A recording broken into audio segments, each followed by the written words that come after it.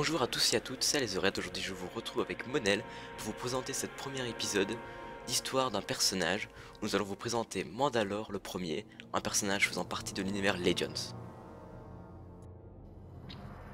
Mandalore le premier, comme son nom l'indique, le tout premier Mandalore de l'histoire galactique. Il donna son nom à tous ses suivants et descendants. Membre de l'espèce Tang, Mandalore le premier, en basique, fut celui qui parvint à rassembler les clans de son monde d'origine, Rhûn. En effet, les Tang avaient été expulsés de Coruscant bien avant la naissance de celui qui serait le premier Mandalore.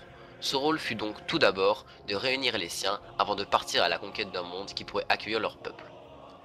Avec ses suiveurs, il s'envola vers la planète qui prendrait son nom après sa mort. Charismatique guerrier légendaire, on ne savait pas grand-chose de lui, en dehors de ce qu'il laissa à ses successeurs.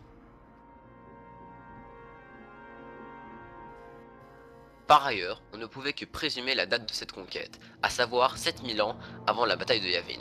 Toujours est-il que sous son commandement, les Tang purent trouver un monde hôte.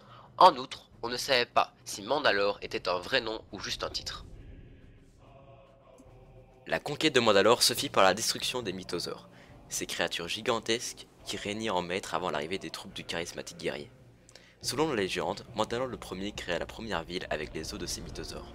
La culture mandalorienne était une culture orale, comme l'atteste l'importance des chants mandaloriens. On ne pouvait clairement attester de ces faits. Selon ces mêmes légendes, il fut celui qui forma les Mandaloriens Crusaders, conquérant des planètes variées avant leur disparition. Sous son commandement, les Tang conquirent un certain nombre de mondes, dont l'un fut renommé en hommage à ce chef de guerre mythique, Mandalore. Après la mort de leur chef, les suivants de Mandalore le premier prirent le nom de Mando'at, ou enfants de Mandalore, et renommèrent la planète de Mandayaim en son honneur. Toujours en son hommage, tous les futurs chefs du peuple mandalorien allaient prendre le nom de Mandalore avec une particularité qui leur serait propre. En effet, Mandalore le premier fut le grand précurseur de cette race multiple que serait celle des guerriers mandaloriens.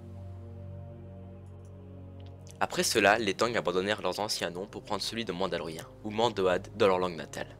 Au fil du temps, les Mando'ad firent entrer dans leur rang un certain nombre d'autres espèces pour aboutir à une société guerrière clanwique multiraciale. Clans dans lesquels les anciens Tang avaient de moins en moins de place, mais qui demeuraient toujours placés sous la louette d'un chef unique, le Mandalore. Finalement, pour des raisons qui restent largement méconnues, l'espèce des Tang déclina et s'éteignit finalement. Les Mandaloriens eux-mêmes, en tant que société, continuèrent d'exister, composés essentiellement et de manière plus ou moins ironique, de combattants humains dont certains descendaient probablement des ailes.